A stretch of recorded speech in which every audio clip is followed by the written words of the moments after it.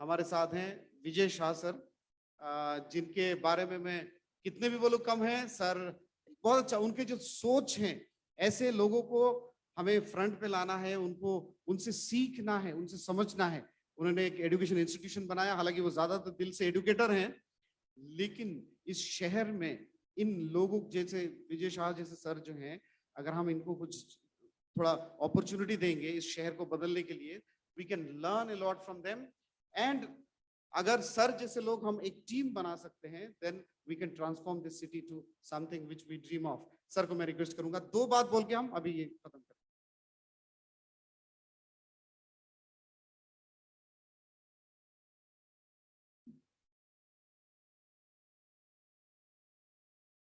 उपस्थित सभी लोगों को मेरा श्रद्धापूर्वक नमस्कार। मैं एजुकेशन सेक्टर से आता हूं और ये हेल्थ केयर समिट है, किंतु आप सभी लोग जानते हैं एजुकेशन का और हेल्थ का संबंध बहुत निकट का है, क्योंकि एजुकेशन से ही फिर हेल्थ केयर का और मार्ग प्रशस्त होता है।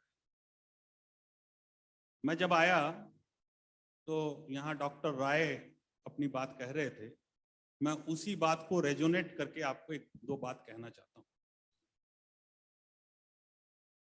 हमारे देश में जो प्रॉब्लम है एजुकेशन में और हेल्थ केयर में,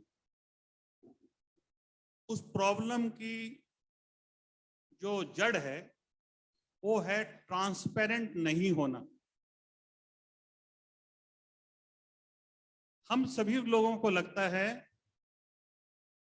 कि प्राइवेट सेक्टर की एजुकेशन बहुत कॉस्टली है, प्राइवेट सेक्टर की का हेल्थ केयर भी बहुत कॉस्टली है, ऐसा हमें लगता है।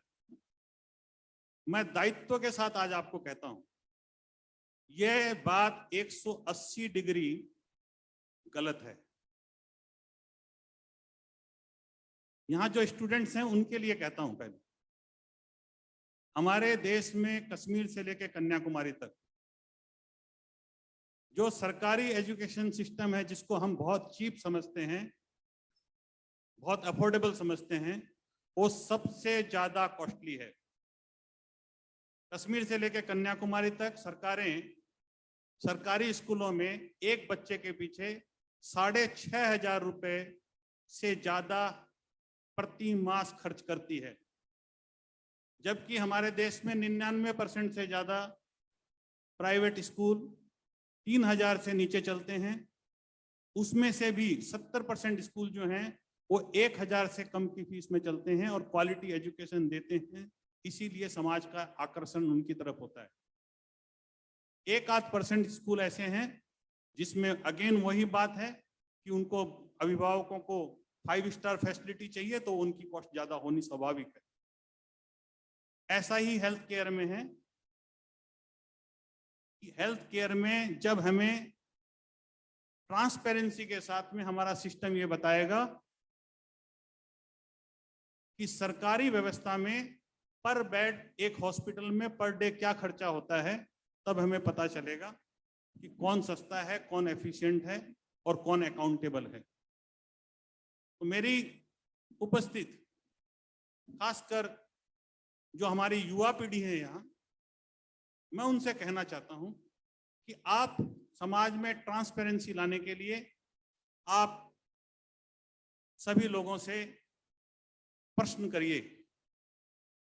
सच्चाई जो दिखती है वो हमेशा होती है, वो दिखते नहीं है। हमारे पास आरटीआई की शक्ति है, आप आरटीआई फाइल करके अपने अधिकारी से पूछिए। लिबरलाइज्ड पॉलिसी आई, वहां हमारे हिंदुस्तान ने वंडर्स करके दिखाए हैं। आज हमारा एविएशन सेक्टर कितनी गति से आगे बढ़ा है, हमारा दूरसंचार सेक्टर कितनी आगे बढ़ा है। जब तक ये केवल गवर्नमेंट के पास था, तब हम एक फोन करने के लिए 50 रुपए खर्च करते थे, सैकड़ों रुपए खर्च करते थे। हमारा फोन घर में लग जाता था तो हम पार्टी देते थे। आज हम 10 पैसे के अंदर में फोन कर रहे हैं, तो इसका क्रेडिट किंतु efficient and transparent private sector को जाता है। और जब तक ये ट्रांसपेरेंसी गवर्नमेंट की तरफ से नहीं आएगी, जब तक इस ट्रांसपेरेंसी की बात हमारे देश का हर व्यक्ति नहीं करेगा, तब तक ट्रांसपेरेंसी नहीं आएगी। अगेन प्राइवेट सेक्टर लोगों के का टारगेटेड सेक्टर रहेगा। तो इसी तरह से जब टारगेटेड सेक्टर रहेगा तो हमारे देश का युवक सोचेगा कि मेरे को नौकरी करनी है, मेरे को टारगेटेड नहीं होना है, मैं एंटरप्रेन्योर क्यों बनूं, मैं तो एक सरकारी नौकरी ले लूं या किसी MNC में नौकरी कर लूं और उसी से हो जाएगा। क्योंकि उसको लगता है कि जब मैं एंटरप्रेन्योर बनूंगा तो मैं कहीं ना कहीं लोगों का सॉफ्ट टारगेट रहूंगा। अगेन मेरी इस मंच से यहाँ पर उपस्थित सभी स्टेक होल्डर से ये आह्वान है कि हम ट्रांसपेरेंसी के लिए भी सरकार से, बेसरकारी से, अपने अपने कामों में हम ट्रांसपेरेंसी लाएं, हम खुद ट्रांसपेरेंट बने और सभी दूसरे जो हमारे अधिकारी हैं, हमारे दूसरे जो लोग हैं, उनसे हम ट्रांसपेरेंसी की बात करें, उनसे हम अपने हक की भी बात करें और विनम्रता पूर्वक करें, क्योंकि देश हमारा है, हमें इसको बनाना है। धन्यवाद।